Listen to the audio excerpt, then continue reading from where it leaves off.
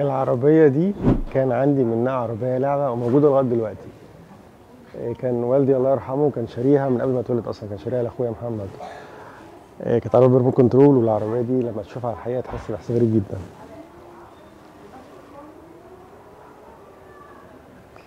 الصراحة تفاصيلها مرعبة. تخيل العربية دي من سنة 78.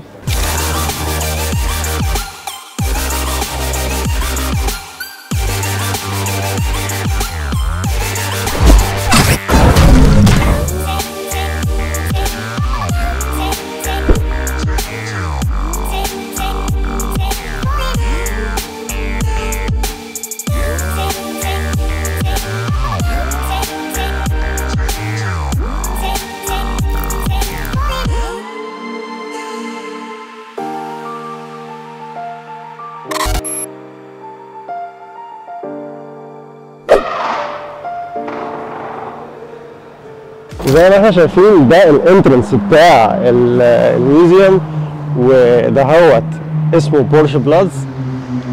حاطين فيه 3 عربيات بورش في وسط الميدان.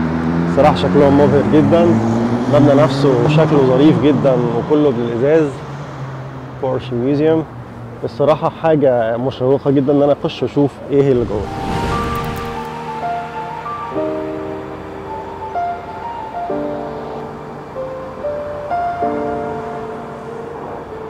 طبعا ظريف جدا ان احنا بناخد دي التيكت، وفي عاملين كمان اللي هو التور جايد، وبيديك سماعه بتحطها في ودنك علشان تشوف ايه اللي انت رايح تشوفه.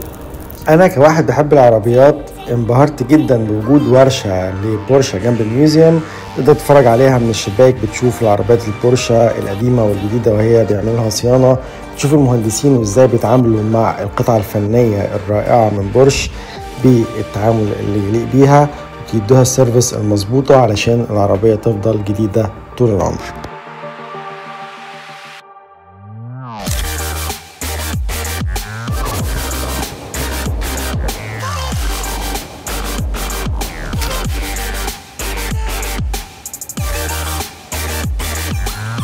لك أن تتخيل صديقي العزيز ان العربية دي اول عربية فرديناند بورش صممها، والمفاجأة ان هي كانت عربية كهرباء. هي شكلها غريب جدا، تحس ان هي حنطور، بس يعني دي النسخة الوحيدة اللي فاضلة من العربيات دي. طبعا دي قبل ما شركة بورش اصلا تبقى شركة بورش وفرديناند بورش يعمل شركة بورش. كان شغال في الديزاين في شركة كهرباء، عمل اول عربية كهربائية زي ما احنا شايفين كلها خشب، وده الموتور بتاعها. مش عارف البطارية فين، بس تقريبا مفيش ربع بطاريات. الصراحة حاجة مرعبة. في سنة 1920 فرديناند بورش كان عنده 45 سنة، وكان بيشتغل في شركة نمساوية اسمها أسترو ديملر، ودي العربية الساشا أول عربية ريسنج رياضية كان من تصميم فرديناند بورش، دي قبل ما شركة بورش تطلع للوجود. كانوا بيقولوا ان شركة تويوتا هي اللي اخترعت العربيات الهايبريد. تخيلوا دي من سنة 1900 والعربية دي هايبريد ديزاين باي فرديناند بورش. حاجة عجب، فيها مواتير في العجل، فيها موتور احتراق يعني، وديركسيون خشب زي الفل اهوت. العتاد بتاعها فولت امبير يعني مش. نيجي بقى للحلويات. العربية دي طبعا الجيل بتاعي كله كان فيه لعبة نيد فور سبيد بورش انليشد. دي كانت نسخة مخصصة بس لشركة بورش، ودي العربية أول عربية بتاخدها لما بتخش اللعبة. الصراحة حاجة جامدة جدا على الحقيقة. انتوا متخيلين العربية دي موديل 54، نفس شعار بورش الحالي. ما شاء الله ماشي 6 كيلو. الديزاين بتاعها غريب، يعني تحس ان هي عربيه من الديزاين بتاعها مش قديم خالص. طبعا هو الغريب ان العجل بتاعها داخل جوه خالص. طب الاكره بتتفتح منين؟ يعني انا بحب اركب العربيه دي، اركبها منين؟ طبعا دي بروتوتايب تقريبا، ما كانش هم عارفين ان هم بيعملوا ايه.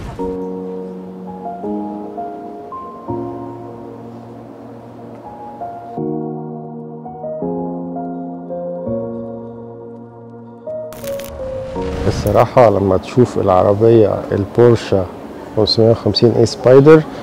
دي برضو مشهورة جدا في البورش نيد فور سبيد، كنت بلعب بيها كتير قوي، كنت دايما بخايش بيها لانها كان ثباتها زي الزفت، بس يعني لما تشوفها على الحقيقة الصراحة حاجة مبهرة جدا.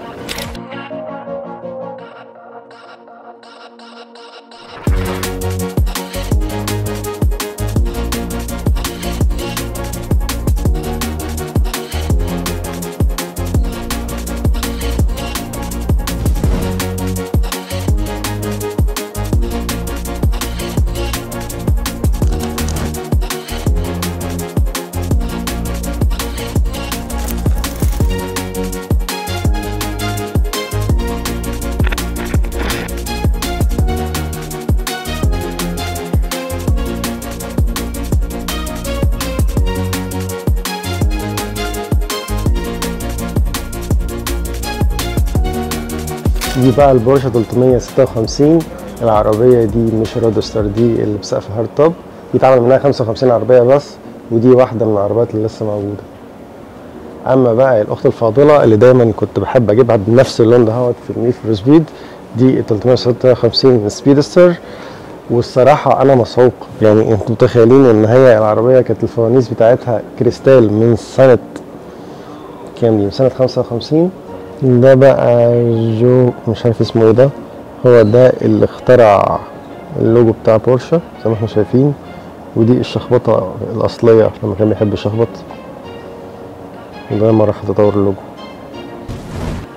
ما تضحكوش يا جماعه، بورش كانت بتعمل جرارات. ده البورش ديزل سوبر، حاجه يعني من كرسي.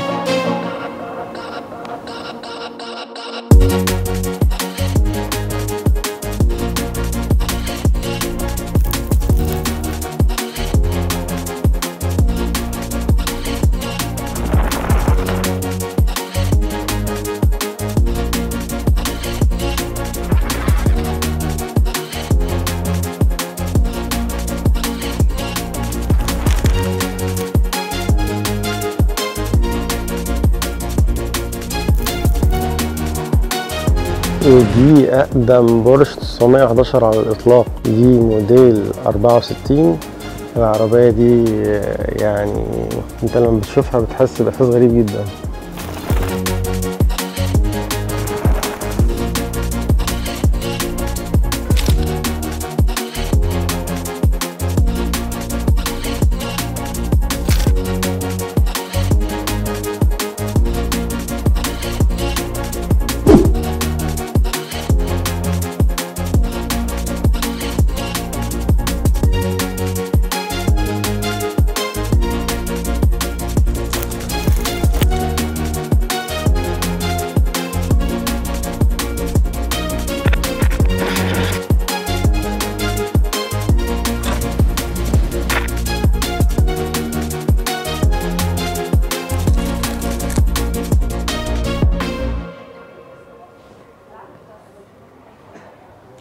وانا صغير طفل كان عندنا في البيت عربيه لعبه، كنتش اعرف ان هي بورش. عربيتي عزيزه عليا جدا، والصراحه لما جيت شفتها في المتحف هنا اختها بالظبط. دي العربيه البورشه 935، دي عربيه سباقات، بس الصراحه تفاصيلها مرعبه. تخيل العربيه دي من سنه 78. بورش كمان اس واحده من احسن العربيات اللي انا بحبها، لان هي كانت عندي، فالعربيه دي كنت ببقى مبسوط بيها جدا، ادائها قوي. ودي كانت فيرجن خاصه منها، كانت نازله باللون الاخضر او اللون البرتقاني تقريبا. كان في كام عربيه منهم 700 عربيه بس على مستوى العالم اللي نزلت بالشكل ده.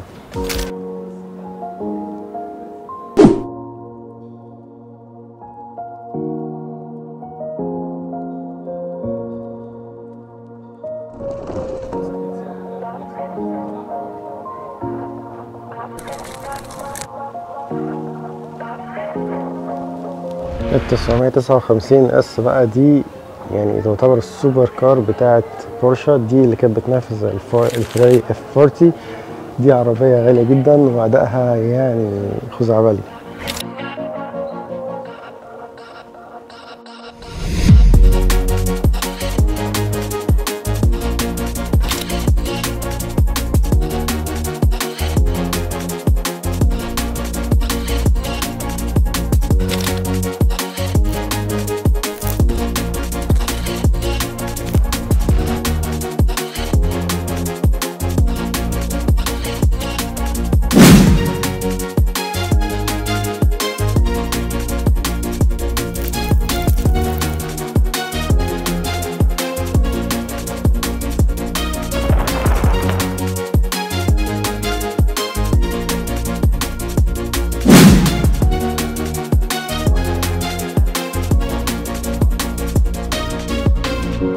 طبعا هتسألوني ايه اللي جاب المرسيدس دي عند بورش.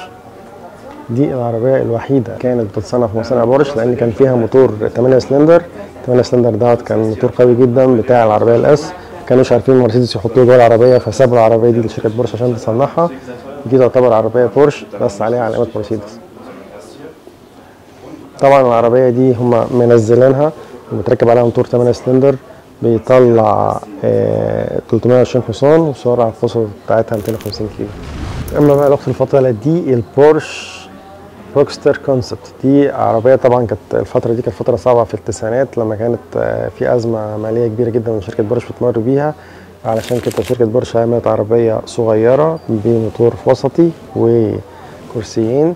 زي ما احنا شايفين كان الديزاين بتاعها يعني كان ثوري وقتها في سنه 93. كانت بتبقى جايبه موتور 6 سلندر، ودي الفئه اللي اكتر مبيعا بعد كده، لان هنلاقي البوكستر والكايمن دي اكتر عربيات بورشه، عربيات رياضيه بورشه بتبيعها. عربيات رودستر بتبقى يعني عربيات مميزه. طبعا الديزاين بتاعها شويه مختلف عن اللاين اب اللي نزل بعد كده، بس هي نفس الخطوط. طبعا هنلاحظ ان العربيه من جوه فيها حاجات غريبه، مش عارفين حاطين فيها مراوح وحاطين فيها، يعني انا اول مره اشوف كده زرارين في الدركسيون، والعدادات نفسها شكلها غريب. طبعا دي عربيه كونسبت، مش متمش انتاجها بشكل حقيقي، دي مجرد عربيه بس شكل. وهنا هنشوف ازاي هندسة بورش الألمانية هندسة معقدة ودقيقة. العربية ازاي تفاصيلها الميكانيكية وتصميم البادي بتاعها بشكل آمن عشان يحافظ على اللي جوه، وفي نفس الوقت يدي عملية ويدي ايرودينامكس عالية جدا. بورش متهندسة بشكل كبير جدا وبشكل قوي وممتاز. وهنا بقى لما نحب نركب شبكه على البورش نعمل ايه؟ لازم نجيب البتاع اللي هم حاطينها دي علشان تحط الحاجه بتاعتك على البورش، يعني دي مشكله كبيره جدا. طبعا العربيه دي كابورليه، السقف بتاعها بيتفك، بس بيتفك بيبقى بره العربيه خالص، يعني بيسيبها عندك في البيت. دي عربيه عشان لما تروح عندك عايز تعمل سكينج او حاجه بتلاقي العربيه موجوده معاك، تقدر تركب لها شبكه من فوق. عمري بقى ما تخيلت ان انا هشوف عربيه من افلام 3 دي على الحقيقه. دي سالي كار اللي كانت موجوده في فيلم كارز من سنه 2006. دي بقى افضل عربيه بورش على الاطلاق. دي العربيه البورش كاريرا جي تي. دي العربيه اللي بول ووكر عمل فيها حادثه. طبعا العربيه دي قويه جدا، موتور في 10 بيطلع 600 حصان، 612 حصان، وده الموتور بتاعها 10 سلندر. من اقوى المواتير اللي بورش عملتها. عربيه خطيره جدا وادائها قوي للغايه، حتى التصميم بتاعها مخيف. العربيه حجمها كبير، رودستر، مضرب قياده خالص.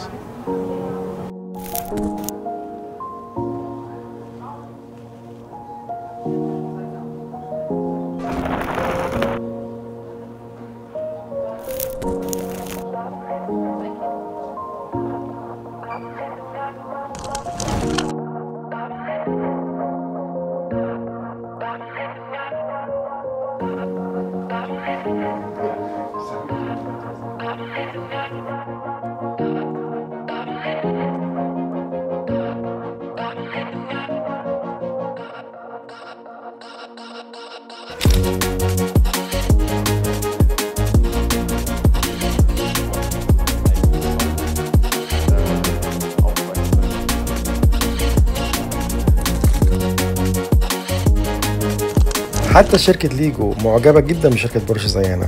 عملوا العربية البورشة ليجو كار المتكونة من قطع الليجو زي ما احنا شايفين.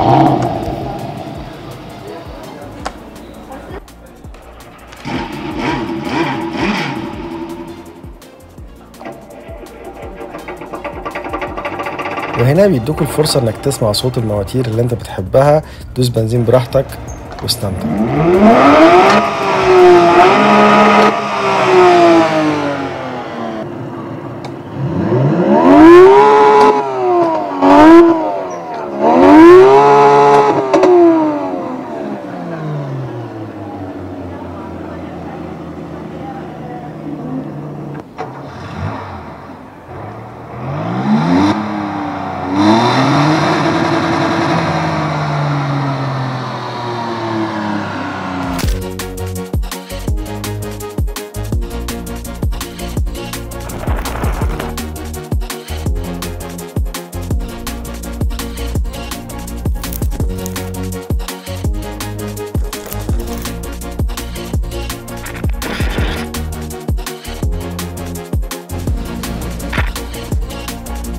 عربيات بورش عربيات متهندسة في ألمانيا.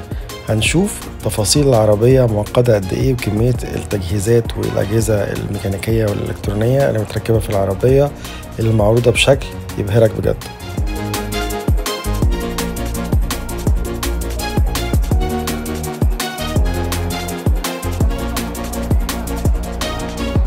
وهنا حائط الإنجازات. تاريخ بورش مليء بالجوائز والكؤوس من نتيجة السباقات اللي فازت بيها سواء في أوروبا أو حول العالم.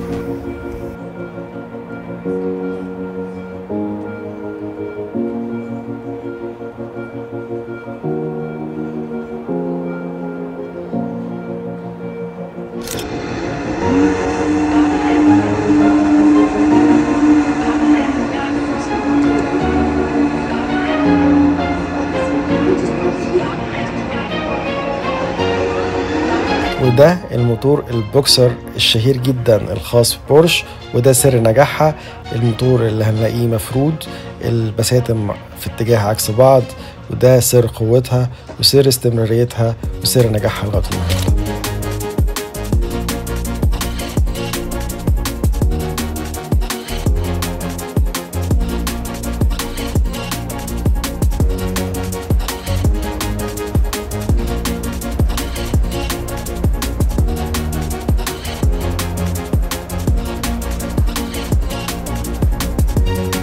ودي كانت تجربتنا النهارده لزياره بورش ميوزيوم في شتوتجارت. اتمنى تكون الحلقه عجبتكم، ولو عجبتكم ما تنسوش تخبطوا لايك، تشتركوا في القناه لو كنتوش مشتركين، واعملوا شير الحلقه عشان الناس تشوف شركه بورش كانت رايحه عامله ازاي. استنوا في حلقه جديده مواضيع جديده. مع السلامه.